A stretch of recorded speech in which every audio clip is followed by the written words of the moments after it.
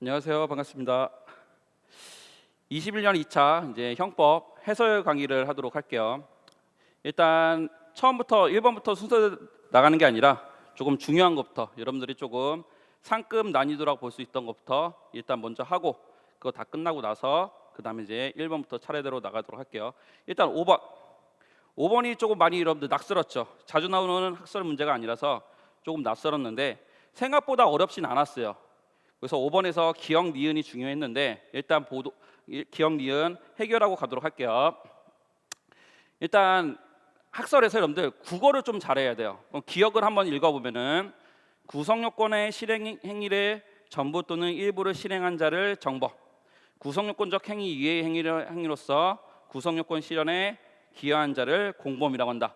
그러면 국어적으로 봤을 때 1번 학설은 구성요건적 행위했다 정범이다, 구성요건적 이외의 행위했다 공범이다, 즉 교사 방주가 된다. 이런 학설을 우리는 뭐라고 했느냐, 그렇죠? 정범의 개념을 굉장히 줄였다. 그래서 이런 거를 제한적 정범 개념. 왜? 구성요건적 행위 한 사람만 정범이고 나머지는 다 공범으로 보니까. 그래서 정범의 개념을 굉장히 줄였다. 제한적 정범 개념. 다른 말로 형식적 객관설이라고 하는데 이건 크게 중요하지 않아요. 그래서 형식을 가지고 구별하겠다. 그래서 구성요건적 행위가 있느냐 없느냐, 이 형식을 가지고 구별하겠다 해서 다른 말로 형식적 객관설이라고도 한다. 됐죠? 그러면 요거 한번 잠깐 봅시다. 우리 실제 판례 중에 여러분들 아는 것 중에 여자친구가 이제 바람을 폈어요. 남자친구가 딱 걸린 거야. 그래서 남자친구가 야 사실대로 말해라. 누구랑 몇 번 했어? 너 말하면은 다 선처해 줄 테니까 말해. 말하면 안 되잖아요 여기서, 그죠? 선처해 준다는 게 그 선처해 준다는 게 아닌데, 근데 여자친구가 다 말해버린 거야. 옆집 오빠랑 몇 번 했어. 그러니까 남자친구의 입장에서는 이제 심증이 확증이 돼버리니까 뚜껑이 열려버렸죠. 그래서 남자친구가 면도칼 하나 주면서 네 코 네가 잘라. 안 잘라? 뚝배기 깨버릴 거야. 그래서 짱돌 들고 네 코 네가 잘라라고 협박을 하는 거야. 여자 입장에서는 어때요? 그죠?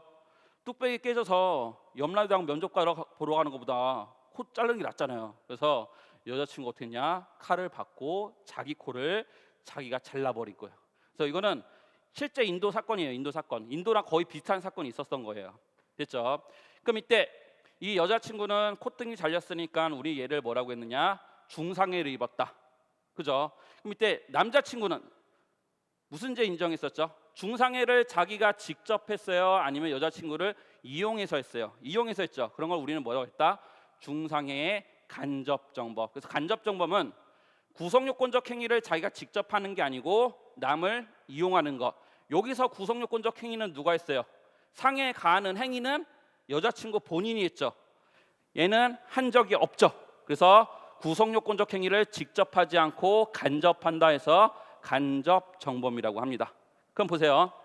이 학설에 따르면 지금 이 남자친구는 구성요건적 이외의 행위를 한 거죠. 그죠? 구성요건적 행위는 여자친구가 했으니까. 그럼 이 학설에 따르면은 얘는 뭐라고 불러야 돼요? 뭐라고? 그쵸? 공범이라고 불러야 되죠.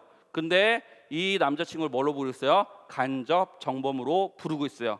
그래서 이 학설의 비판이 뭐냐? 기억. 그래서 세 번째 줄 맨 뒤에 보면 간접정범을 정범으로 인정하기가 어렵다. 그죠? 이 학설에 따르면 요 간접정범은 정범이 되는 게 아니고 공범이 되는 것. 그래서 제한적 정범 개념에 따르면 간접정범을 정범으로 인정할 수가 없다라는 비판이 있어요. 그죠? 그럼 기억 해결됐고, 그 다음에 니은 봅시다. 우리 그 실제 사건 중에 무슨 사건이 있었냐면은 이 사건이 있었어요. 7딸 2명을 7년간 성폭행한 아빠. 와, 이거는 아빠가 아니고 아쿠마 아니야? 아쿠마? 그죠? 아쿠마가 악마예요, 악마. 거의 악마 수준. 그 다음에 엄마는 알면서도 방조했대. 와, 이거 엄마도 거의 악마 시자바리 정도 됐겠네요, 그죠? 그러면 우리 아빠는 직접 강간을 했으니까 아빠는 무슨 죄? 강간죄의 정범. 그럼 어머니는 이거 제지해야 되죠, 그죠? 가장 사랑을 줘야 할 어머니가 이런 걸 알면서도 방조했다. 그럼 어머니는 강간죄의 방조범이 되는 것. 그럼 이때 방조범은 우리 형법에 따르면 어떻게 처벌하냐? 형법 제32조에 따라서 필요적으로 감경해서 처벌해요. 그래서 얘를 감경해서 처벌하고 있어요. 그러면 우리 제한적 정범 개념에 따르면은 정범은 처벌을 하지만 구성요건적 이해의 한자, 즉 공범, 교사방조범은 처벌하지 말자는 게 제한적 정범 개념이에요. 그래서 정범 개념은 제한적 정범 개념은 정범 개념을 굉장히 축소하고 정범에만 초점을 맞춰서 정범만 처벌하고 공범은 처벌하지 말자는 게 이 학설이 되는 거예요. 제한적 정범 개념. 그럼 제한적 정범 개념에 따르면 우리 형법 제32조는 원래 이 견해에 따르면 얘는 방조범이니까 처벌하면 안 돼. 근데 우리 형법 규정에 따르면 처벌을 하고 있네요. 그러면 우리 형법 규정은 형벌을 축소한 사유가 아니고 원래 처벌하면 안 되는 애를 처벌할 수 있게끔 만든 형벌 확장 사유가 된다. 그죠? 그래서 어렵지가 않아요, 여러분들. 국어만 잘하면 돼. 학설은 여러분들이 되게 뭔가 학설이라는 그 단어에 꽂혀갖고 되게 어렵게 느끼는데 그게 아니에요. 학설은 국어만 잘하면은 다 풀릴 수가 있어요.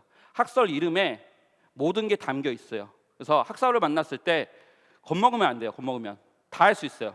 됐죠? 그래서 다시 구성요건적 이해 한자는 공범은 처벌할 필요도 없다. 그런데 우리 형법 규정은 처벌을 하고 있네. 그러니까 이 규정은 얘네 학설에 따르면은 처벌을 확장하는 확장 사유가 된다. 됐어요. 그래서 기억 맞고 니은 맞고 그러면 5번에 기억 맞고 니은 맞으면은 이제 뭐만 확인하면 되죠? 그죠? 거기 3번 4번에 리을의 O냐 X냐. 그죠? 그래서 학설을 여러분들 겁먹을 필요 없다고 했죠. 리을 한번 볼게요. 자기 자신의 이익을 위한 목적으로 행위한 자는 정범. 자기 자신의 이익 밑줄 정범 동글뱅이. 타인을 위한 목적, 타인의 이익을 위한 목적 밑줄 공범. 됐죠? 그럼 공범이라는 이익설에 따르면 제3자를 위하여. 제3자를 위하여. 그러면 자기를 위한 게 아니네. 그럼 제3자 남을 위한 거네. 그럼 맨 끝에 뭐가 된다? 공범이 된다. 맞죠? 그래서 그것만 하면 맞출 수가 있었던 거예요. 그래서 5번이 생각보다 자주 나오는 학설 문제는 아니지만 그래도 맞출 수 있게끔 문제를 줬어요. 됐죠? 그래서 5번이 조금 그래도 난이도가 있었다. 넘어가시고 8번을 볼게요. 요거 한번 잠깐 봅시다. 이게 중국에서 있었던 사건인데 한번 잠깐 봅시다.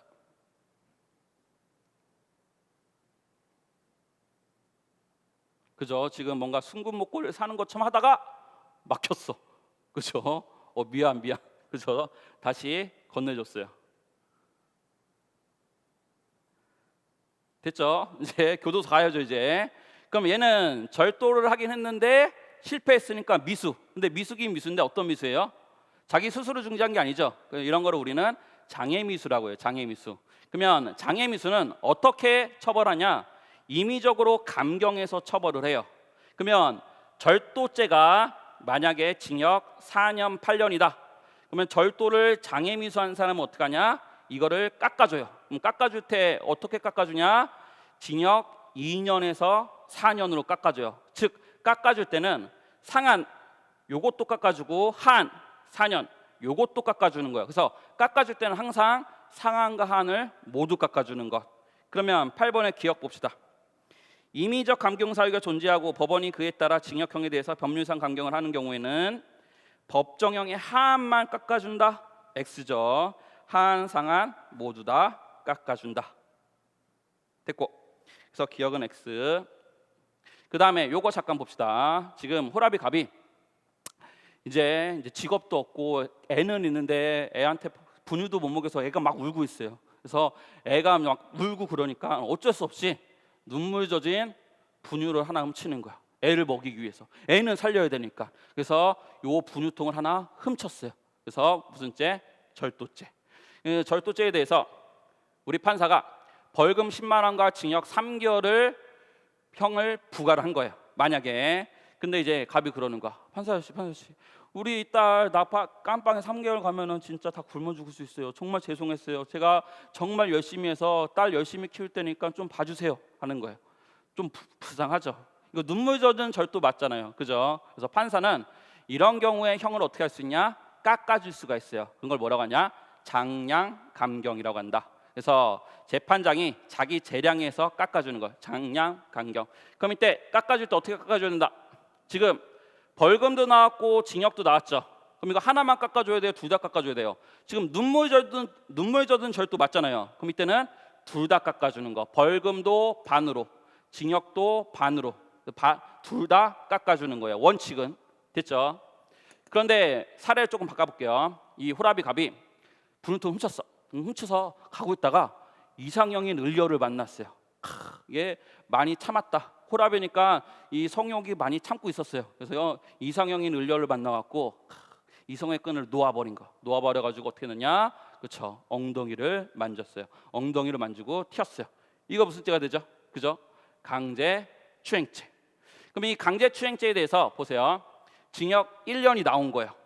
그러면 만약에 절도는 벌금 10만 원, 강제추행죄는 징역 1년이 나왔을 때 얘가 그러는 거예요. 이 절도도 그렇지만 이 강제추행죄도 정말 잘못했습니다. 저 잘못했으니까 좀 깎아주세요. 라고 할 때 요것도 같이 깎아줄까요? 절도 말고. 절도는 눈물 젖은 절도 맞잖아요. 요 강제추행은 이거 눈물 젖은 거 아니죠? 이거는 눈물 젖은 강제추행이 아니야. 아니니까 뭐만 깎아주면 되죠? 요것만 깎아주면 되지 이거는 깎아줄 필요가 없다는 거. 그러면 결국 장량감경 할 때 범죄가 몇 개면, 범죄가 2개면 하나만 깎아주면 되고 다른 거는 깎아줄 필요가 없다. 그런데 범죄가 하나면 둘 다 깎아줘야 된다. 그래서 판례가 2개 다 있어요. 그럼 이거 어떻게 구별하느냐? 범죄가 하나인지 2개인지 보면 되죠. 그러면 거기 니은 봅시다. 힌트 뭐라고 돼 있어요? 경합범에 대하여. 그럼 경합범이란 게 뭐죠? 기본적으로 범죄 2개라는 거. 2개. 그럼 2개니까 뒤에 봅시다. 형법 제 38조 제1항 제3호에서 징역형과 벌금형을 병가하는 경우 범죄 2개. 하나 징역, 하나 벌금. 병가하는 경우에는 징역형만 장량감경하고 벌금형에는 장량감경을 하지 않으냐는 것은 위법하다. X죠. 하나만 장량감경 해줘도 되죠. 이거 안 해줘도 된다. 그래서 X. 그래서 이거 비교 판례 하나의 범죄에서 형 병가할 때는 그때는 둘 다 해줘야 된다. 됐고. 그 다음에 디귿. 요 디귿도 여러분들 많이 애웠을 거예요. 근데 애우지 말고 그래도 한 번은 이런 논의가 왜 나왔는지 한번 보고 가도록 할게요. 지금 갑이 A 범죄 저지르고 B 범죄 저질렀다. 같이 재판 받는다. 그러면 형량이 어떻게 나오죠? 그러면 지금 A 범죄, B 범죄, 실경 같이 재판한다. 동시적 경합범. 그럼 이때 형량은 가장 중한 거의 2분의 1가 중 단 합산을 넘을 수는 없다. 그래서 가장 중한 거의 2분의 1가 중 15년. 그 다음에 하한은 6년. 그래서 징역 6년에서 15년 나오죠. 동시 재판했으면. 그러면 요거 잠깐 볼게요. 을도 똑같아. A 범죄 저지르고 B 범죄 저질렀다. 그런데 을에 대해서는 이미 A 범죄만 기소를 당했었어요. 예전에 B 범죄를 검사가 여죄를 밝혀내지 못하고 A 범죄만 기소해서 A 범죄만 확정이 된 거야. 그래서 A 범죄가 지금 2년 5년짜리니까 A 범죄 몇 년 확정됐냐? 5년이 확정이 된 거야. 됐어요. 그럼 이 다음에 이 B 범죄가 나중에 걸려가지고 지금 B 범죄에 대해서 재판을 하려고 하는 거예요. 여기까지 됐어요. 그러면 우리 이런 걸 뭐라고 하죠? 확정된 범죄 전에 저지른 범죄. 그럼 이거는 이 타임 때 동시 재판할 수 있었죠. 그럼 이거는 동시 재판할 때를 고려해서 형을 깎아줄 수 있다. 그래서 이런 걸 우리는 사후적 경합범이라고 한다. 그래서 우리 사후적 경합범은 여기 잠깐 볼게요. 동시에 판결할 경우와 형평을 고려해서 그 형을 감경 또는 면제할 수 있다. 이 정도까지는 아시죠? 그럼 봅시다. 지금 뭐 하는 거냐? A 범죄에 대해서 재판을 받고 있는 거예요. 그러면 우리 아까 깎아줄 때는 항상 어떻게 깎아준다고 했죠? 2분의 1로 깎아준다고 했죠. 그럼 2분의 1로 깎아줘 보세요. 깎아주면 3년, 5년이 나오죠. 그죠? 그러면 이때 결국 을은 형벌을 어떻게 받으냐? 지금 징역 5년 나왔죠. 이미. 그 다음에 B 범죄에 대해서는 최소 몇 년? 3년이 나오죠. 그러면 총합하면 몇 년이 돼요? 지금 최소 8년이 돼요. 근데 동시 재판했으면 몇 년밖에 안 나와요? 6년밖에 안 나오잖아요. 최소가. 맞잖아요. 그러니까 을은 뭐라고 하냐? 야, 이거 2분의 1보다 더 깎아줘야 돼. 더 깎아줘야 돼. 왜 우리 조문에 뭐라고 돼 있는데 동시에 판결할 경우와 형평을 고려해서 그럼 형평을 고려하면은 6년이잖아. 그럼 나는 이거 1년까지도 더 깎아줘야 돼 라고 주장을 하는 거예요. 2분의 1보다 더 깎아줘야 된다 주장을 하는 거. 근데 우리 판례는 이거 된다 안 된다? 안 된다 안 된다. 그래서 우리 판례는 뭐라고 하냐, 깎아줄 때는 법률상 규정에 의해서 깎아줘야 되는 거지 판사가 임의로 깎아줄 수 있는 것은 아니다. 그래서 그 규정에는 뭐라고 돼 있다? 깎아줄 때는 항상 2분의 1로만 깎아줘라 라고 규정이 돼 있기 때문에 요거보다 좀 더 늘어난다 하더라도 2분의 1보다 더 깎아줄 수는 없다라는 것. 됐어요. 그래서 이런 논의가 왜 나왔는지 좀 알아야 돼요. 그러면 디귿 네 번째 줄, 형기의 2분의 1 미만으로도 감경할 수 있다. X 아니죠. 딱 2분의 1만 깎아줄 수 있는 거. 2분의 1보다 더 깎아줄 수는 없는 거예요. 됐어요. 넘어갑시다. 넘어가서 누범. 누범은 이거는 리을 미음은 같은 법리예요. 그래서 핵심은 이거예요. 교도소에서 나왔다. 그럼 몇 년 동안 자중을 해야 된다? 교도소 갔다 왔으니까 3년 동안 자중을 해야 된다. 그러면 3년 이내 범죄를 시작을 했다. 그럼 이거는 어떻게 된다? 가중해서 처벌한다. 이게 누범이죠. 그러면 보세요. 시작을 요때 해서 요때 끝났다. 그러면 만약에 상습 절도라고 가정을 할게요. 이때 절도 요걸로 바꿉시다. 절도. 그럼 이거 다 뭐죠? 상습 절도가 되죠. 그럼 어떻게 처벌할까? 결국 상습 절도는 절도보다 가중해서 처벌하는 거 맞죠? 그래서 상습 절도는 절도보다 가중해서 처벌하고 그 상습 절도 시작이 언제 했으니까 누범 기간 안에 했으니까 그러면 이 상습 절도도 장기 2배를 가중을 하는 거. 누범에 따라서. 그래서 이 누범 가중을 할 수 있다는 거. 그래서 기존 판례를 다시 확인한 판례에 불과한 거예요. 그래서 리을과 미음은 같은 법리예요. 그래서 이 지금 가중되는 처벌 규정이 언제 했다라도 누범 기간 안에 했다라면은 가중 처벌하고 누범도 가중 처벌할 수 있다는 것. 됐어요. 그래서 리을 미음은 같은 법리. 됐고 넘어갑시다. 넘어가시고 2번 좀 할게요. 2번은 결국 동시범위죠, 여러분들. 일단 요거 한번 잠깐 볼게요. 지금 연쇄살인마가 나의 아들도 그다음에 재규 대표님의 아들도 죽였어요. 그래서 우연찮게 한 자리에 모인 거야. 그래서 저랑 재규 대표님 공모하지 않고 총을 살인의 고의로 총을 발사하고 재규 대표님도 살인의 고의로 총을 발사한 거. 여러분들 이런 걸 뭐라고 하죠? 우리 공모하지 않고 동일한 대상의 범죄를 저질렀다. 이런 거를 동시범.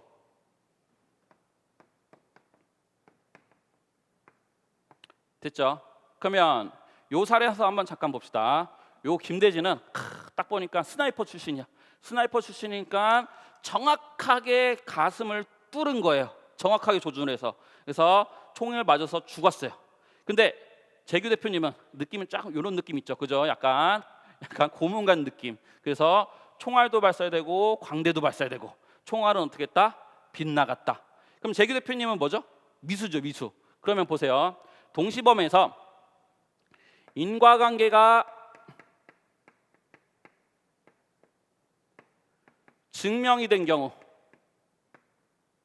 그러면 인과관계가 인정이 됐다.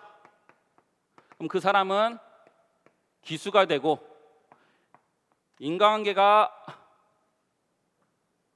부정이 됐다. 그렇죠? 빗나간 사람은 미수가 된다. 여기까지 됐죠? 그럼 만약에 총 발사했는데 지금 한 발만 맞았어요. 총알이. 근데 그 총알이 얘 건지 모르는 거야. 아무리 판단해도 모르겠는 거야. 그래서 누구 총알이 맞는지 모르겠네요. 그러면 지금 인과관계가 증명된 거야, 증명되지 않은 거예요? 증명되지 않은 경우죠. 그럼 이때는 원칙은 지금 인과관계는 누가 증명해야 되죠? 인과관계는 지금 본인들이 나의 행위와 사망 사이에 인과관계 없다라는 걸 증명해야 돼요. 누가 증명해야 돼요? 검사가 증명해야 돼. 근데 검사가 증명 못했어. 그럼 누구 잘못? 검사 잘못이니까 얘네들은 뭐가 되는 거예요? 미수가 되는 거예요. 미수가. 요거에 대해서 책임을 안 지는 거예요. 인과관계는 누가 증명해야 되니까? 검사가 증명을 해야 되니까. 그래서 원칙은 뭐가 된다? 미수가 된다. 그래서 여기 어디에 규정돼 있죠? 19조에 규정이 돼 있죠. 그죠? 그럼 요거 한번 잠깐 볼까요?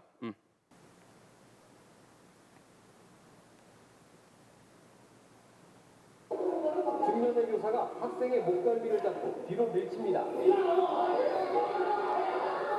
옆에 있던 다른 학생이 흥분해 교사를 밀치더니 순식간에 학생 여러 명이 달려들어 교사를 주먹과 발로 마구 때립니다. 우리 때는 스승의 그림자도 안 밟는다고 했는데 얘네는 스승을 밟아버리네. 그렇죠? 그럼 요거 잠깐 볼게요. 지금 학생들이 공모를 하지 않았다고 가정할게요. 공모를 하지 않고 선생님을 상해 고의로 집단 구타를 한 거예요. 근데 구타하다 보니까 너무 심하게 구타해서 치아가 가출하는 상해가 발생을 한 거예요. 그럼 이때 얘네들은 같이 공모하지 않았죠. 공모하지 않았으니까 무슨 법? 동시법. 그러면 치아가 가출했는데 그 치아가 얘 건지도 얘 구타로 발생했는지 얘 구타로 발생했는지 입증이 인과관계와 증명이 불가능해요. 그럼 불가능하면 얘네들 원칙 뭐예요? 다? 미수죠. 미수. 원칙은 미수죠. 근데 상적으로 생각해 보세요. 이거 인과관계 입증할 수 있을까요? 이렇게 집단 구타하는데 야 너는 네 주먹은 돌주먹이다. 너는 상해 기수. 야 너는 무주먹이네. 상해 미수. 뭐 기수 미수. 이렇게 할 수가 없잖아요. 인과관계 입증하기가 너무나 어려워요. 이 살인죄 같은 경우는 총알이 누구 건지만 확인하면은 인과관계 입증할 수가 있어요. 근데 이거는 인과관계가 너무 어렵기 때문에 이때는 인과관계 입증하기 어려운 그것을 구제하기 위해서 뭐가 규정돼 있냐? 263조가 규정돼 있어서 얘네들은 뭐처럼 취급되지냐? 공동정범처럼 취급을 해줘요. 그래서 공동정범 취급하니까 어떤 현상이 발생하냐? 얘네 때문에 상해가 발생한 건 맞죠. 그래서 얘도 뭐가 되는 거고? 기수가 되는 거예요. 그래서 얘네들은 예외적으로 상해 기수 제 263조가 규정이 돼서 공동 정범 예에 따른다. 이렇게 규정이 돼 있는 거예요. 다시 살인죄 같은 거는 당연히 누가 입증해야 된다? 검사가 입증해야 된다. 그럼 검사 입증 못했다? 그럼 누구 잘못? 검사 잘못. 그럼 미수. 근데 이런 상해죄 같은 경우는 입증하기가 너무 어렵기 때문에 우리 형사법에서 배우죠. 이거 누가 입증해야 돼요? 행위자가 입증해야 돼요. 행위자가 입증해야 되기 때문에 요거는 입증 책임이 전환이 됐다고 하는 거예요. 그래서 행위자들이 입증을 못 하잖아요. 그럼 얘네들 뭐가 되는 거예요? 기수가 되는 거. 이게 동시범의 특례. 몇 조? 263조다. 그러면 동시범의 특례 요거는 언제 적용되냐? 인과관계를 입증하기가 굉장히 어려운 범죄에서 적용이 돼요. 그게 어떤 범죄였냐? 폭행, 치사죄. 두 번째 폭행, 치상죄. 세 번째 상해죄. 네 번째 상해, 치사죄. 그래서 동시범은 그죠? 개별적으로 하니까 인과관계 증명됐다. 인정된 사람 기수, 부정된 사람 미수. 그럼 인과관계 증명되지 않았다. 원칙은 누구 잘못? 검사 잘못. 그러니까 미수. 근데 예외적으로 인과관계 입증하기 어려운 범죄는 기수로 추정해 준다. 그죠? 예외적으로 263조가 적용돼서. 그래서 그 범죄가 그렇죠? 인과관계 입증하기 어려운 범죄 네 가지. 폭행치사, 폭행치상, 상해죄, 상해치사. 그러면 끝. 볼게요. 1번 2번에서 1번 이는 동시범위 문제로 맞네요. 19조가 아닌 제 263조가 적용된다. 왜? 갑도 상해 의사, 을도 폭행 의사. 상해랑 폭행이잖아요. 여기잖아요. 여기. 그러니까 이거는 263조가 적용된다. 그다음 2번 만약 A 상해가 갑의 행위가 아닌 을의 폭행으로 인해 발생한 것으로 밝혀졌다면 갑은 상해 미수로 처벌된다. 즉 인과관계 입증이 됐다. 그러면은 갑은 상해 미수, 인과관계 부정이 됐으니까. 그다음에 3번 만약 폭행했다는 것 자체가 불분명하다. 이때는 동시범위 특례가 나올 수가 없죠. 지금 동시범위 특례는 폭행한 건 100% 맞아요. 근데 인과관계 모를 때 나오는 거지. 얘가 구타를 했는지 안 했는지 이거 자체를 모른다? 그럼 얘는 미수될 게 아니고 아예 무죄가 되는 것. 그래서 폭행했다는 것 자체가 불분명하다면은 263조는 적용되지 않는다. 됐고 4번 만약 A에게 갑과 을의 행위로 상해가 아닌 사망의 결과가 발생하였다면 형법 263조 적용되지 않는다. 아니죠. 상해가 아닌 사망의 결과가 발생했다면 얘네는 상해, 치사나 폭행, 치사가 문제가 되죠. 그럼 상해, 치사나 폭행, 치사도 263조가 적용이 되는 것. 됐습니다. 그 다음에 넘어가서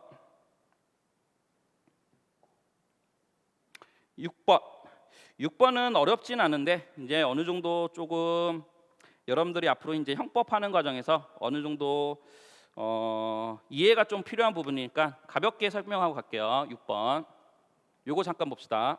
결혼식이 경찰서 지구대에 친구를 구하려고 강에 뛰어듭니다. 화면 한 줄이 있어요.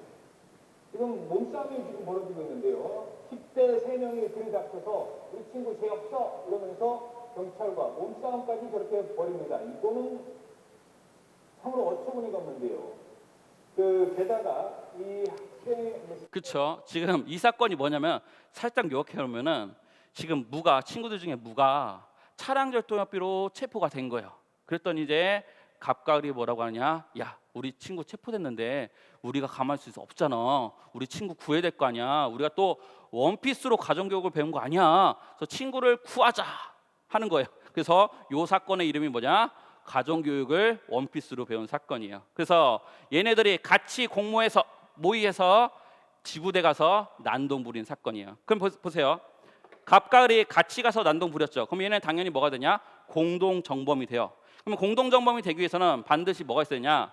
갑과 을한테 범죄를 같이 하겠다는 의사. 그게 뭐냐? 공모가 있어야 돼요. 공모. 즉 갑한테도 나 을이랑 범죄를 같이 해야지. 을한테도 갑이랑 범죄를 같이 해야지. 이런 공동 가공의 의사가 서로 합치가 돼야 돼요. 그걸 뭐라고 한다? 공모라고 한다.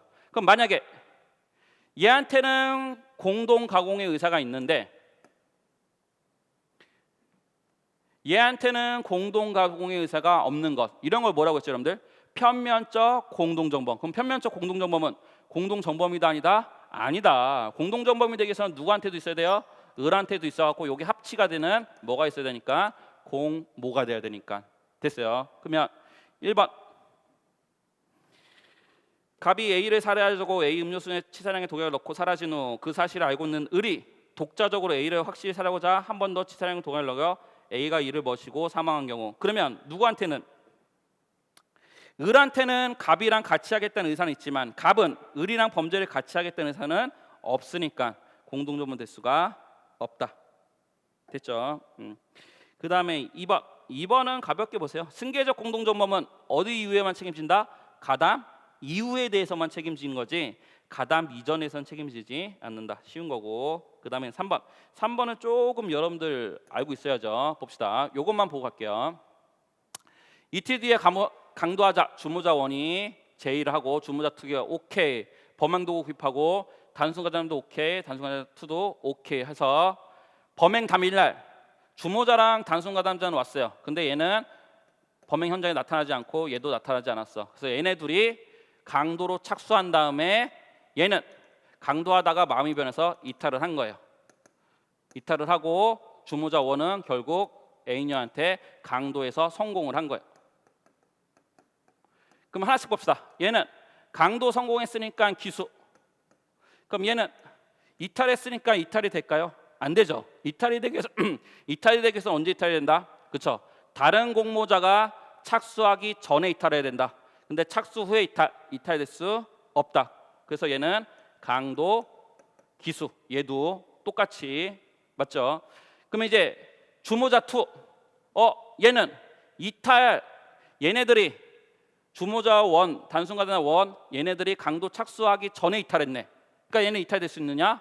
안 된다. 그죠? 어사건 아니죠. 얘가 이탈하기 위해서는 어떻게 해야 돼요? 단순 이탈로 안 되고 적극적 이탈. 그래서 이탈되기 위해서는 착수 전 이탈일 것. 주모자는 어떤 이탈? 적극적 이탈. 그럼 적극적 이탈이 되기 위해서는 어떻게 돼요? 자기가 범행 도구를 준비했으니까 요거를 없애버려야 돼요. 이게 적극적 이탈. 됐죠? 그럼 얘는 이탈 안 돼. 그럼 이탈 안 되니까 얘는 무슨 죄? 강도 기수죄. 그럼 얘네들 착수 전에 이탈한 거 맞죠? 그 다음에 얘는 단순가단자니까 소극적 이탈로도 족하죠. 그래서 얘는 범행 현장에 나가지 않는 소극적 이탈도 이탈이 된다. 그래서 얘는 강도 기수가 아니고 얘는 강도 예비 음모만. 됐죠? 그러면 3번은 행동대원은 지금 주모자는 아니죠. 지금 그러니까 단순가담자니까 이탈됐으니까 소극적 이탈도 이탈이 가능하다. 따라서 살인죄의 공동정범 성립한다. X 됐습니다. 4번은 보시면 되고 넘어가서 그 다음에 잠깐 16번 잠깐 보도록 할게요. 여러분들 배임죄도 답은 쉬웠어요. 답은 쉬웠는데 여러분들이 배임죄를 잘 모르고 있는 것 같아갖고 배임죄를 가볍게 설명을 하고 나머지 보도록 할게요. 요거 잠깐 봅시다. 우리 서울에 유명한 탑이 있어. 첫 번째 인내의 탑. 공부하러 가기 너무 힘들었어요. PC방, 만화방, 노래방, PC방, 당구장, 독서실. 인내의 탑. 그 다음에 한 번 빠지면 나올 수 없다. 절망의 탑. OK저축은행, 러시앤캐시, 미즈사랑. 그죠? 그래서 항상 어디서 문제가 되냐? 여기 절망의 탑. 그럼 절망의 탑에서 대출업체 대표이사 감남이 있어요. 여친 을려가 담보 없이 오빠 5억만 땡겨주면 안 될까? 그러니까 얘가 또 사랑꾼이야. 5억 갖고 되겠어? 내가 사장인데 10억 떼어줄게. 담보도 받지 않고 회사 돈 10억을 땡겨줬다. 그럼 이럴 때 얘가 성립하는 게 뭐예요? 배임죄. 그죠? 얘는 누구를 위해서? 회사를 위해서 잘 일을 해야 되는데 헛짓거리해서 회사를 배신을 해서 한마디로 회사한테 손해 끼쳤으니까 배임죄. 그래서 배임죄는 임무를 가진 사람이 뭐 하는 범죄? 배신하는 범죄. 그죠? 그럼 봅시다. 임무를 가졌다. 다른 말로 뭐라고 하냐? 타인의 사무를 처리하는 자이다. 그럼 봅시다. 대표이사 갑은 자기 일을 하는 사람이 아니죠. 누구 일을? 회사 일을 대신해 주는 사람. 그래서 대표이사 갑이 뭐다? 타인 사무 처리자가 되는 것. 그럼 이때 우리 배임죄에 대해서 두 가지 약설이 있어요. 권한남용설, 배신설. 그래서 권한남용성을 권한이 있는 사람이 남용한다. 그래서 대리권이 있는 자가 권한을 남용하는 게 권한남용설. 배신설은 권한이 있던 없던 사실상 사무처리자가 신뢰를 배신하는 게 배임이다. 그래서 배신설. 그럼 이 사례를 한번 잠깐 보면은 지금 대표이사 간남은 현재 대표이사니까 법적 대리권, 대표권 있죠. 회사를 대표할 대리권이나 대표권이 있어요. 그럼 이때 얘가 어떤 배임 행위에서 담보도 받지 않고 대출을 땡겨줘서 손해가 있다. 당연히 배임죄가 돼요. 그러면 얘가 잘렸다. 만약에 일을 잘 못한다 잘렸다. 그럼 대리권 있어요 없어요? 잘렸으니까 대리권이 없죠. 대리권이 없고 그 다음에 후임 대표이사로 이제 재규 대표님을 새로 선임을 한 거예요. 그럼 이제 재규 대표님은 지금 병신이죠. 아니 사람이 병신이라는 게 아니고 업무랑 관련해서는 지금 새로 왔으니까 아무것도 모르죠. 그러면 아무것도 모르니까 당연히 이 전임 대표이사 감남이 뭐를 해줘야 되냐? 인수인계를 해줘야 돼요. 그럼 인수인계가 되기 전이다. 인수인계가 완벽히 되기 전이라면은 누가 사실상 사무를 처리하겠어요? 그죠? 얘는 인수인계 다 못 받았으니까 이 전임 대표이사가 사실상 직무 수행을 하겠죠. 그럼 사실상 직무 수행을 하다가 회사한테 손해를 끼쳤다. 그럼 얘 배임죄 된다 안 된다? 된다는 거. 그럼 우리 판례는 뭐냐? 배실성. 사실상 직무 수행을 하고 있다면은 배임죄의 주체가 될 수가 있다. 뭐가 없다 하더라도 법적 대리권, 대표권이 있을 필요가 없다. 그래서 우리 판례는 뭐다? 배신설이다. 대리권 필요 없다. 임무를 배신하는 범죄. 그래서 배신만 하면 된다. 됐죠? 그래서 16번에 일단 답은 뭐죠? 그러면 4번이죠. 처분할 대리권이 있음을 요한다. 아니죠. 대리권이 있어야 된다는 것은 권한남용설이고 우리 판례는 배신설이니까. 됐어요. 그럼 요거랑 관련해서 몇 개만 더 보고 갈게요. 여러분들이 이제 타사자라는 개념을 잘 몰라요. 타사자가 되기 위해서는 재산상 사무였고 주된 사무였고 대행하는 사무여야 되는데 요 일단 예를부터 보면은 요거 잠깐 볼게요. 제가 옆집 아주머니한테 도건이를 맡겼어요. 제가 3주 동안 집을 비울 일이 있어가지고. 근데 3주 뒤에 보니까 거의 도건이가 거의 거지꼴이 된 거예요. 그러면 그 옆집 아주머니는 도건이를 제대로 돌본 게 아니죠. 그럼 이때 아주머니는 저에 대해서 배임죄가 될까요? 안 되겠죠. 왜? 재산상 사무처리자가 아니니까. 그죠? 대표이사는 회사에 대해서 재산상 사무처리자 맞아요? 맞죠? 얘 재산을 불려주려고 일하는 사람이 대표이사니까. 그러면 대표이사 갑이 헛짓거리해서 손에 끼쳤다? 배임죄 될 수 있는 거예요. 그럼 요거 잠깐 봅시다. 금융기관 고객이 은행 고객이 은행에 돈을 맡겼어요. 그러면 금융기관 직원은 고객에 대해서 즉 예금주에 대해서 타사자 즉 배임죄의 주체가 될 수 있느냐? 얘는 돈을 맡으면 금융기관 직원은 고객의 돈을 불려주는 사람이에요. 아니면 그 돈을 맡은 걸 입금만 대신해 주는 사람이에요. 입금만 대신해 주는 거지 얘 돈을 불려주는 사람이 아니에요. 즉 뭐가 아니다? 재산상 사무처리자가 아니다. 그럼 얘는 얘에 대해서 뭐는 될 수가 없다? 배임죄 될 수가 없다는 거. 맞아요. 근데 지금 조금 왔어요. 그럼 요거 보세요. 우리 판례 중에 뭐가 있냐? 연속된 판례 중에 증권회사 고객이 돈 맡겼다. 느낌 오죠? 그럼 증권회사 직원은 이 돈을 가지고 뭐 하는 주는 사람? 얘 돈을 불려주는 사람. 그죠? 불려주는 사람이니까 얘가 헛짓거리해서 얘한테 손에 끼쳤다. 그럼 얘는 고객에 대해서 뭐가 된다? 배임죄가 된다. 그 다음에 하나 더 연결되는 판례. 골프 시설에 회원이 있고 골프 시설에 운영자가 있어요. 그럼 운영자가 헛짓거리해서 회원한테 손에 끼쳤다. 그럼 운영자는 회원들에 대해서 배임죄 된다 안 된다? 안 된다. 그죠? 얘가 얘 재산을 불려주는 사람, 즉 재산상 사무처리자로 볼 수는 없으니까. 맞아요. 그래서 판례를 하나만 하는 게 아니에요. 그 판례에서 파생되는 판례까지 같이 하면은 세 가지 판례가 다 냈게 되는 거예요. 그래서 공부를 할 때는 이렇게 같이 공부할 판례는 같이 공부를 해야 돼요. 그래야 다 냈게 되는 거. 다시 직원은 고객에서 돈 불려준 사람 아니다. 배임죄 안 된다. 직원은 고객에서 돈 불려준 사람 맞다. 배임죄 된다. 골프시설 운영자는 회원에 대해서 돈 불려준 사람 아니다. 배임죄 주체될 수 없다. 됐어요. 그러면 16번에 1번은 됐고 방금 전에 아까 한 거고 마찬가지고 그 다음에 2번 미필적 인식으로 충분하다. 당연하죠. 미필적 고의도 고의, 민필적 인식도 인식 됐고 그 다음에 3번 예금주 밑줄 세 번째 줄에 예금주 네 번째 줄 금융기관 임직원 됐어요. 배임죄 주체될 수 없다. 됐고 그러면 4번도 됐고 넘어가서 그 다음에 18번 문서죄도 답은 쉬웠죠. 답은 쉬웠는데 이제 여러분들이 조금 알 필요 있는 게 있어가지고 요거 잠깐 봅시다. 어떤 학생이 너무 배고팠나 봐. 그쵸? 드림 팩토리 10억 원짜리를 위조해서 요거를 어디서? 매점에서 쓴 거예요. 매점에서. 그러니까 이제 매점 아주머니가 점심시간에 사용한 학생은 조용히 저한테 오세요. CCTV 조회하기 전에. 그죠? 매점 아주머니도 아는 거야. 아, 너무 배가 고프구나. 그래서 이제 경찰에 신고하진 않고. 그죠? 그럼 이때 요거 위조한 학생은 위조죄 된다 안 된다? 여러분들 알고 있죠? 위조죄 안 된다. 위조가 되기 위해서는 어떻게? 그쵸?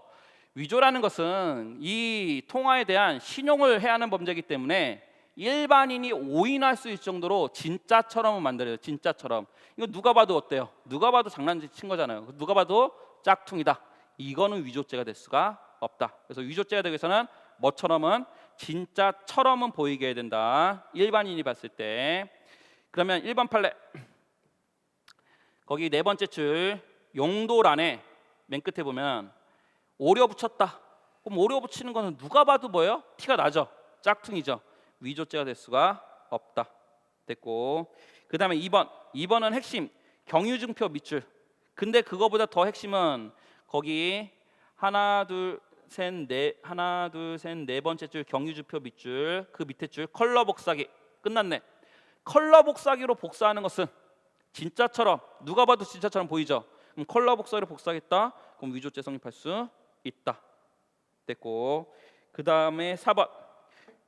답이 너무 쉬웠어. 여러분들 증명원 나왔다. 뭐죠? 증명원 나오면 무죄.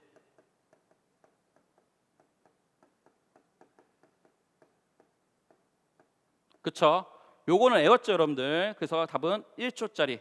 요게 왜 무죄가 되는진 여러분들 기본 강의 때 다 하셨을 거예요. 그래서 증명원 무죄. 답은 4번 됐습니다. 넘어가시고, 그 다음에 잠깐 앞으로 가서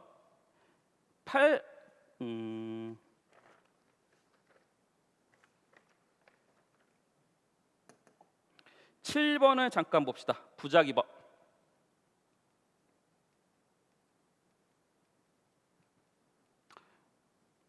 7번. 여러분들 요거 한번 잠깐 볼게요. 지금 요게 뭐냐? 아반떼 파상풍 에디션. 그 다음에 아방쉐. 그 다음에 요게 봉고르기니 무엇을 실려고. 누가 봐도 이거 람보르기니 아니죠. 짝퉁이죠. 근데 이 봉고르기니를 내가 어떤 호구한테 파는 거야. 야, 이번에 람보르기니에서 엄청난 트럭이 나왔어. 이거 한정판이야, 한정판. 이름도 무엇을 실으려고야. 야, 이 한정판 너 나랑 친하니까 내가 싸게 팔 테니까 너 살래? 그래서 짝퉁을, 그죠? 진퉁처럼, 진짜 람보르기니처럼 뻥 쳐서 팔았어요. 그럼 피해자한테 이거 진퉁으로 믿는데 과실이 있어요, 없어요? 과실 있죠. 과실이 있다 하더라도 이거 사기죄 될 수가 있다는 거. 그래서 사기죄가 되기 위해서는 피해자의 과실이 있냐 없냐 그게 상관이 없다. 기망을 해서 뭐 했다면, 재물이나 현상 이득을 얻었다면 사기죄 될 수 있다. 그래서 1번. 임대인은 자신의 여관 건물에 대해서 임차인 A와 임대차 계약을 체결하면서 A에게 당시 그 건물에 관하여 법원의 경매결심 결정에 따른 경매결심이 진행 중인 사실을 알리지 아니한 경우 밑줄 A가 등기부를 확인, 열람하는 것이 가능했다. 그럼 열람했으면은 이게 문제 있는 거 알 수 있었어요.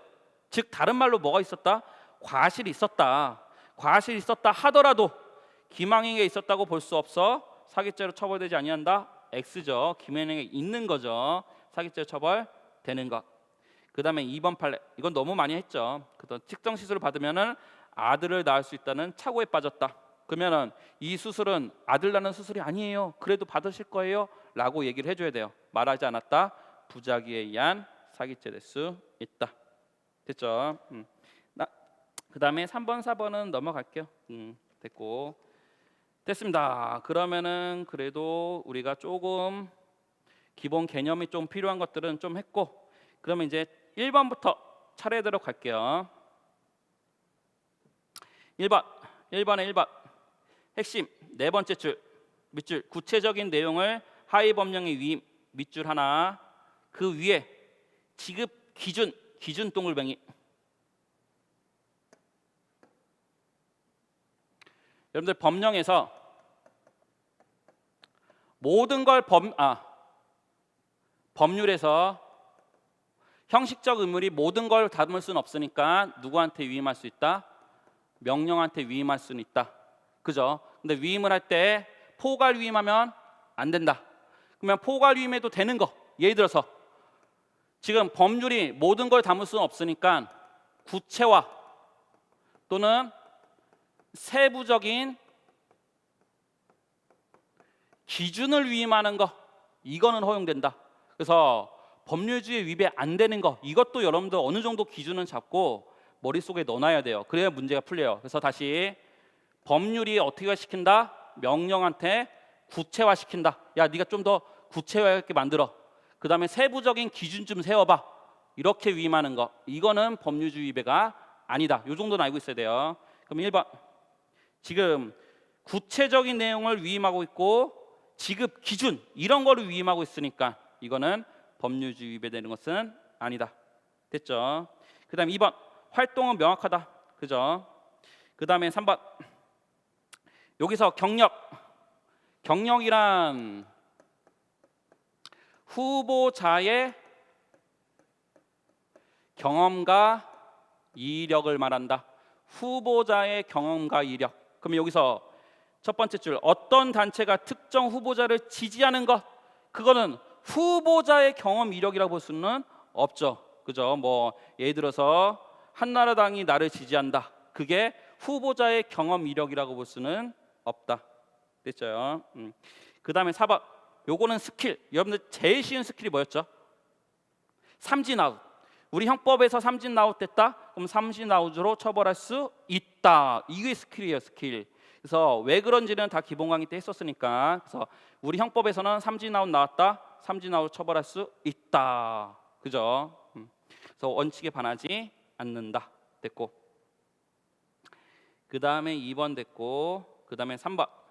3번에 1번 봅시다. 내가 친구가 돈을 빌려달라고 하는데 내가 딱 보니까 친구 사정이 너무 어려워. 그래서 돈을 빌려주면은 얘한테 못 받을 것 같아. 그럼에도 빌려줬어요. 그래서 친구가 결국 돈을 못 갚았어요. 그럼 이게 사기죄냐? 안 된다. 왜? 나는 다 알면서도 빌려줬으니까 사기죄 될 수 없다. 1번. 2번이 여러분들 우리 다른 직렬에서 자주 나왔던 최신 직렬 기출 문제죠. 그래서 하나, 둘, 셋, 네 번째 밑줄. 구체적인 내용을 인식할 것을 요한다? 아니죠. 그래서 미필적 인식이도 족하기 때문에 구체적 내용까지는 인식할 필요는 없다. 그래서 X. 방조범은 구체적 내용까지 인식할 필요는 없다. 됐고. 그 다음에 3번, 4번은 넘어가시면 될 것 같고. 그 다음에 4번.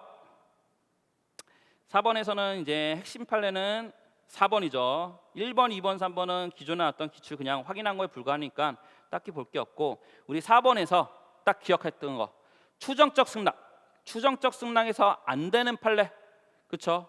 명의자가 뭐 했다면은 사망했다면, 그래서 사망자에 대해서는 추정적 승낙 인정한 판례가 없다. 이렇게 스킬로. 그러면 4번. 그래서 4번 판례는 답은 힌트가 2개 있었어요. 뭐가 있었죠? 사망자. 그 다음에 하나 더 있었죠. 맨 끝에 하나, 둘, 셋, 네 번째 줄, 하나, 둘, 셋, 넷, 다섯 번째 줄, 맨 끝에 승낙할 것을 기대하거나 예측한다. 이렇게 좀 해주겠지? 이렇게 기대하거나 예측하는 거, 이것만으로는 추정적 승낙이라고 볼 수는 없다. 그래서 힌트가 2개. 사망자에 대해서는 추정적 승낙 인정한 판례 없다. 제일 중요한 힌트고. 됐습니다. 그러면 5번 됐고, 6번 됐고, 7번도 됐죠. 8번도 됐고. 9번. 9번이 재수론이었는데 재수론이 어렵지 않게 나왔어요. 여러분들 동종의 범죄를 반복한다. 요것만 잠깐만 보고 할게요. A가 뇌물을 받는 거예요. B로부터 1월 1일, 2월 1일, 3월 1일, 4월 1일, 5월 1일. 지금 A가 B한테 정기적으로 뇌물을 받아요. 정기적으로. 그럼 이때 뇌물죄 5개예요? 하나예요? 하나죠. 이게 다 뭘로 묶인다? 하나로 묶인다. 그래서 뇌물죄의 포괄일죄가 되죠. 그럼 포괄일죄가 되는지는 어떻게 판단하냐? 동을 쓰면 돼요. 동. 피해 법익이 동일하냐? 범행 방법이 동일하냐? 범죄 의사가 동일하냐? 동. 법익 동일, 의사 동일, 방법 동일, 동. 그러면 보세요. A는 B한테 받겠다는 의사가 계속된 거 맞죠? 그죠? 범행 방법도 동일하죠. 그다음 피해 법익도 뇌물죄라는 피해 법익 하나를 계속 침해하고 있는 거니까, 그럼 이것도 동 써서 뇌물죄 1죄가 되는 것. 그러면 다시 A가 뇌물을 받아요.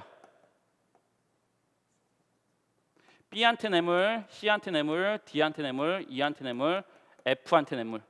그럼 이거는 반복적으로 했으니까 뇌물죄 포괄일죄다? 아니다. 왜? B한테 뇌물을 받겠다는 의사랑 C한테 뇌물을 받겠다 의사는 서로 다른 의사예요. 다른 의사.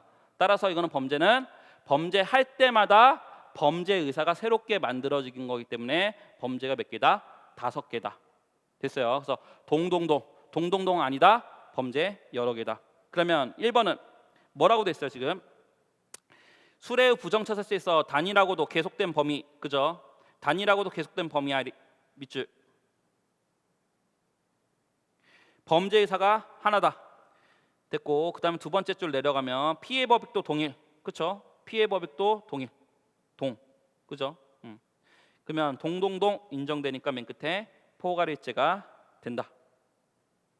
답은 쉬웠죠. 2번. 미성년자를 약취한 후 강간한 목적으로 가혹한 행위 상해를 가하고 밑줄 상해를 가하고 동글뱅이 나아가 상해 및 강간 및 살인 미술했대. 그럼 여러분들 상해죄랑 지금 강간죄는 행위가 같은 거예요, 다른 거예요? 다른 거니까 맨 끝에 뭐다? 상상적 겸행이다. X 실체적 경합이다. 그래서 상경 실경은 너무 어렵게 생각하지 말고 행위 하나면은 상경, 행위 여러 개면 실경. 기본이 그거예요, 기본. 그래서 기본에 맞추면 돼요. 됐어요. 그 다음에 3번. 공무원이 직무 관련자에게 제3자 계약을 체결하도 요구하여 계약 체결한 행위가 제3자 뇌물죄와 직권남용죄 행사하고 구성요건에 모두 해당한다. 지금 행위가 하나 있었는데 그게 두 가지 범죄에 다 해당한대요. 그럼 뭐가 된다? 상상적 경합이 된다. 됐어요. 그 다음에 4번. 요거는 자주 나오는데 여러분들 좀 모르고 있더라고요. 우리 업무방해죄가 되기 위해서는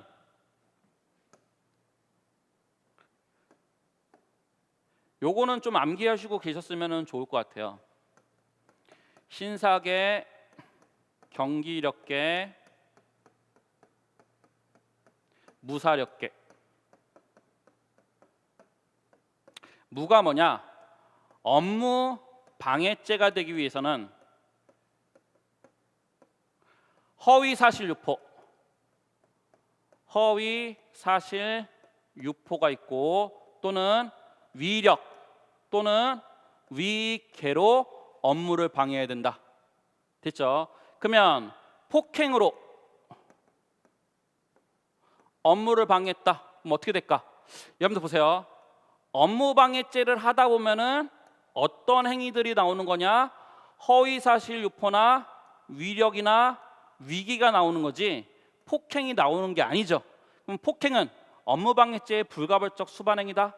X. 불가벌적 수반행위에 대해서는 이 범죄를 하다 보면은 일반적으로 나와야 돼. 근데 업무방해죄 하다 보면 허위사실 유포, 위력, 위기가 나오는 거지 폭행이 나오는 것은 아니니까 불가벌적 수반행위라 볼 수는 없다. 그래서 신용훼손죄, 허위사실 유포, 위기가 있어야 될 것. 경매, 입찰방해죄, 기타의 방법, 위력, 위기가 있어야 될 것. 됐죠? 무사력죄, 업무방해죄, 허위사실 유포, 위력, 위기가 있을 것. 됐죠? 그래서 요거를 개별적으로 묻는 시험도 나오죠. 신용훼손죄의 행위 태양이 무엇이냐 이런 것도 묻기 때문에 요것도 같이 가져가면 좋죠. 됐습니다. 4번 됐고 10번에 거기 1번에 두 번째 폭행이나 협박이나 불법적인 사실의 힘을 행사함이 없이 이게 베트남 여성 국적 사건 그죠? 어떤 불법적인 힘을 행사 데려간 게 아니다. 그럼 약취죄 될 수 없다. 그죠? 약취죄가 뭐예요? 힘을 써서 데려가는 건데 그런 게 없다네요. 그럼 약취죄 될 수 없다. 그다음에 2번. 첫 번째 강도 범행을 하는 과정. 얘는 뭐만 하려고 했다? 강도만 하려고 했다. 그러면 미성년자 약취죄는 될 수가 없다. 왜? 미성년자 약취하려는 생각은 없었으니까. 고의가 없었으니까. 됐죠? X. 3번. 약취행위는 끌고 오는 거. 끌고 오니까 어느 정도만 되죠? 그렇죠? 거기 네 번째 줄 또는 협박 정도는 상대방을 실력적 지배하에 둘 수 있을 정도면 족하고 반드시 상대방의 반항을 억압할 정도의 것을 요하지는 않는다. 그래서 끌고 올 정도만 되면 되는 거지 반항을 억압할 필요까지는 없다. 됐고 그다음에 4번은 넘어가셔도 될 것 같고 그다음에 11번 요 8 바뀌었죠. 위계간음죄.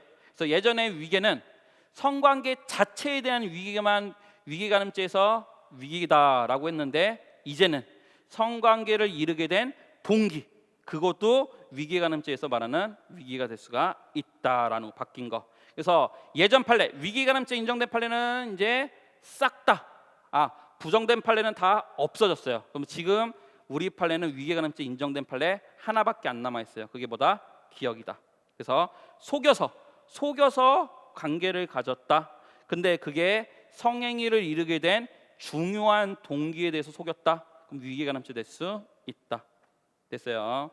그럼 기억 틀렸고, 그 다음에 니은 디귿은 딱히 볼 게 없고요. 미음만 잠깐 봅시다. 갑이 A를 강간할 목적으로 자고 있는 A의 가슴과 엉덩이를 만졌다. 그러면 강간의 실행의 착수는 없죠. 강간은 무슨 폭행 협박이 어느 정도 반항을 억압 또는 현저히 곤란할 정도의 폭행 협박이 있어야 되니까. 근데 그 정도는 없으니까 강간죄는 안 돼요. 근데 뭐는 될 수 있죠? 이거 무슨 죄? 그렇죠. 중강간죄의 실행의 착수는 인정될 수 있죠. 그래서 이거는 형법상 범죄로 처벌할 수 없다. X. 중강간죄로 처벌할 수 있다. 됐고. 그 다음에 12번의 기억. 갑이 명예훼손 사실을 발설한 것이 절만 질문에 대답한다. 그렇죠. 질문했으니까 대답을 하겠죠. 명예훼손의 고의가 없다.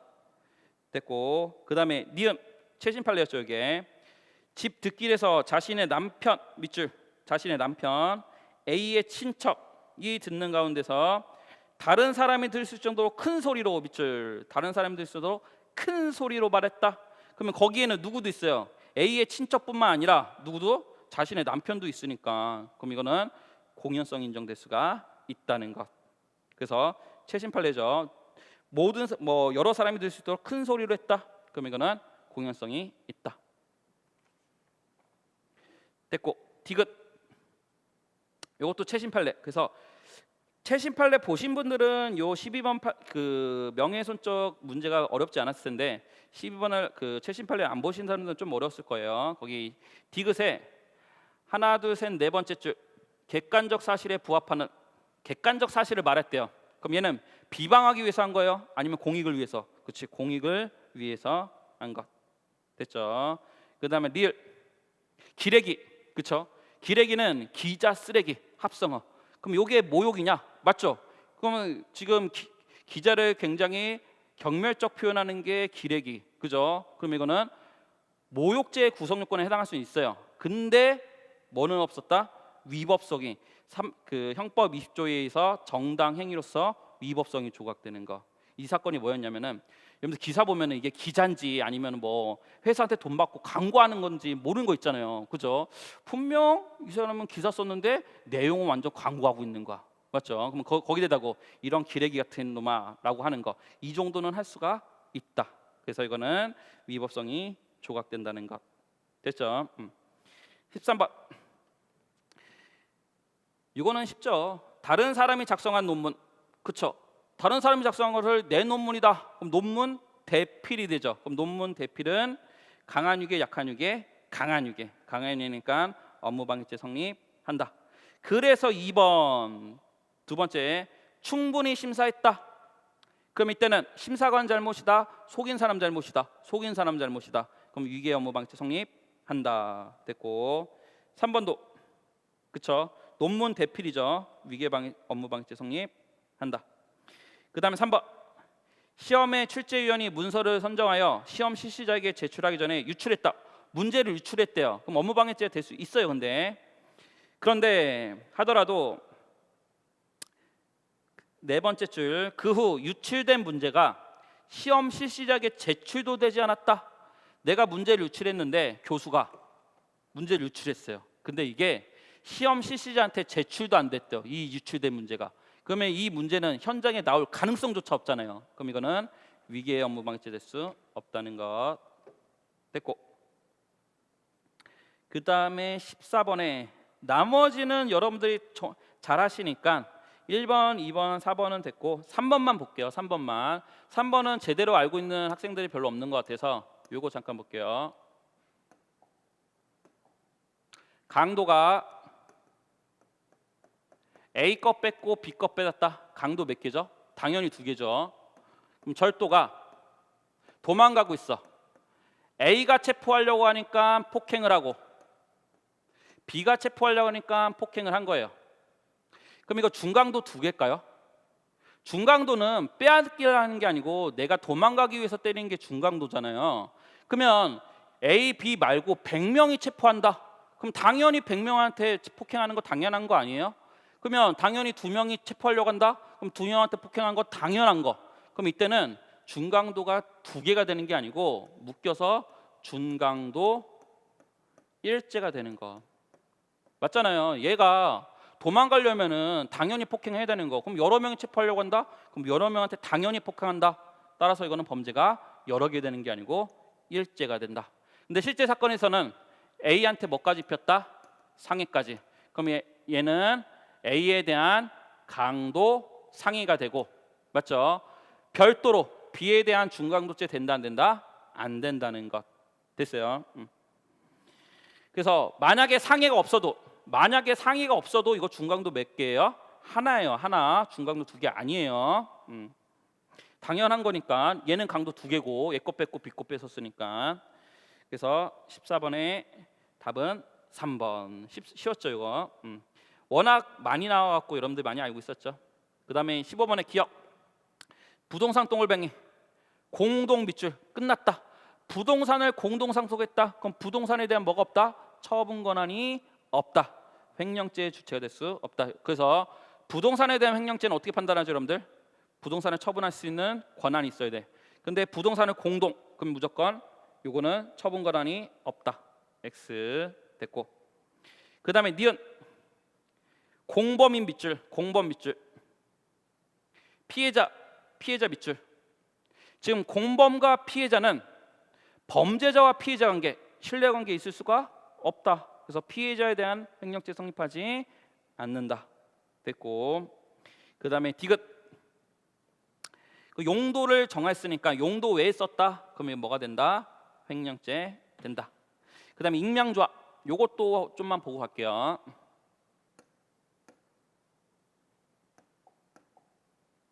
A가 B한테 영업을 위해서 써라.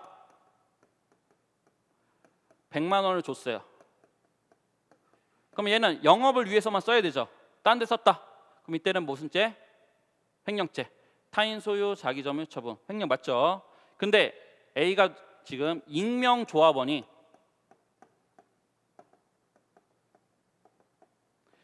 B한테 영업을 위해서 써라. 100만 원을 줬어요. 그러면 요 100만 원 원래는 보세요.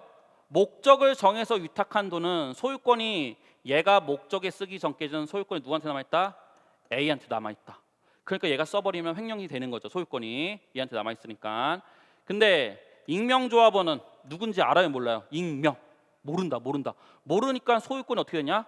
얘한테 넘어오는 거야. 소유권이. 그 소유권이 넘어오니까 얘가 영업을 위해 쓰지 않고 다른 데 썼다 하더라도 얘는 누구 거 처분한 거냐? 자기 거 처분한 거니까 횡령죄가 안 된다는 거. 됐어요. 됐고 16번 됐고 그 다음에 17번. 17번에 핵심만 보고 갑시다. 1번 경매 목적물을 경락받아 점유하고 있다. 그러면 시작 자체가 불법하게 점유한 건 아니니까, 시작 자체가 뭐 절도로 점유한 건 아니니까 이때의 점유는 보호 대상이 된다는 것. 됐어요. 그 다음에 2번 주식회사의 대표이사. 대표이사는 누구랑 동급으로? 회사랑 동급이라고 취급할 수가 있다. 그죠? 권리행사 방해죄에서. 됐고 핵심은 3번이었죠. 보세요. 요것도 조금 애우신 분들이 많는데 지금 적법하게 개설한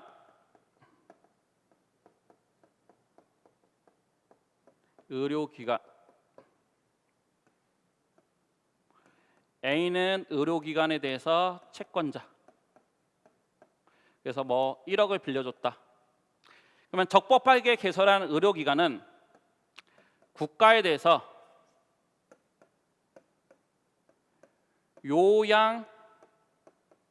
요양급여를 청구할 수가 있어요. 요양급여는 그냥 국가에 대해서 보조금 정도 생각하면 돼요. 그래서 적법하게 개설한 의료기관은 국가에 대해서 보조금을 청구할 수 있다. 요 정도 기억하시면 돼요. 그럼 보세요. A는 얘에 대해서 채권자죠. 그럼 얘가 돈을 안 갚는다. 돈 안 갚으니까 요거를 강제 집행해서 자기 채권의 만족을 얻을 수가 있어요. 근데 보세요. 적법한 개설한 의료기관이 만약에 아니다. 아니면 얘는 국가에 대해서 요양급여를 청구할 수 있어요, 없어요? 청구할 수 없죠.